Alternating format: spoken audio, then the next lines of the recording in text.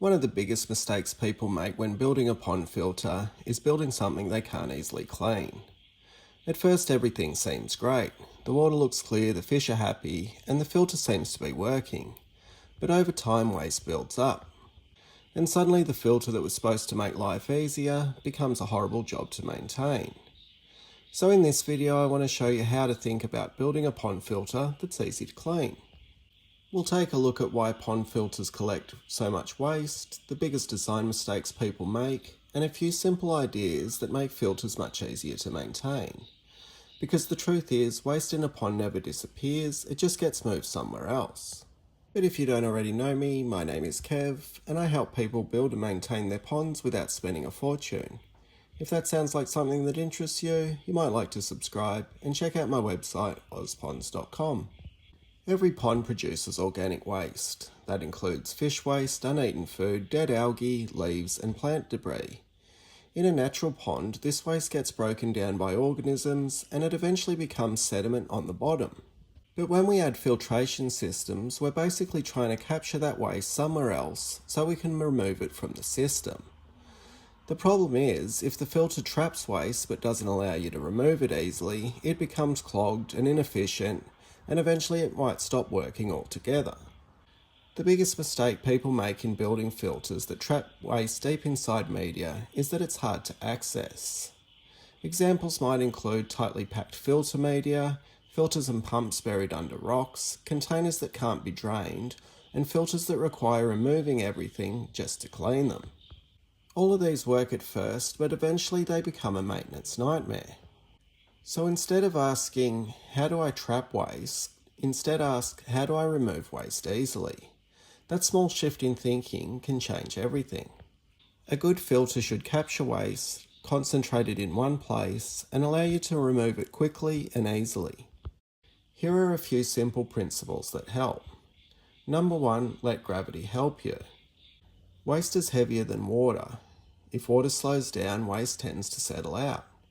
So design filters so waste settles somewhere where you can drain or scoop it out easily. Number 2, give yourself access. If a filter is hidden or hard to get to, it might look nice, but it becomes hard to maintain. The most practical filters are easy to get to. Number 3, use drain points if possible. If waste collects in one area and you can open a drain or a valve, cleaning becomes a quick job instead of a big project. Number 4, accept that some waste stays in the pond. Trying to remove every bit of waste usually creates more work. Natural ponds allow some sediment to form while still exporting some waste through filtration. It's about balance, not perfection. To give you a practical example of what I mean, I'll explain how I approach filtration in my own ponds. I like to use a bog filter as the main form of filtration. A bog filter is basically a filter that mimics the way wetlands work in nature. Water flows slowly through layers of rock, pebble and plant roots. The rock and pebble provide huge amounts of surface area and hiding places for beneficial microbes and organisms, and the plant roots absorb nutrients from the water. Like any filter, the bog needs to be sized appropriately for the pond, and the flow rate also matters.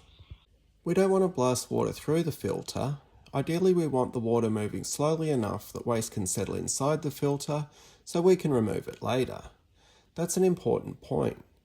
The filter is not making waste disappear, it's concentrating it somewhere where we can deal with it. Depending on the design I'm building, I'll always include an easy way to clean the filter. Bog filters can be built in different ways. Sometimes they're built in the ground, buried, so they blend naturally into the landscape, and other times they're built slightly above ground and disguised using soil from the pond excavation, rocks and plants. Either way, the important thing is making sure we have easy access to the clean-out ports or flush valves. If a filter's hard to clean, it simply won't get cleaned, and over time that causes problems. To reduce maintenance even further, I like to position the pumps inside some sort of skimming system.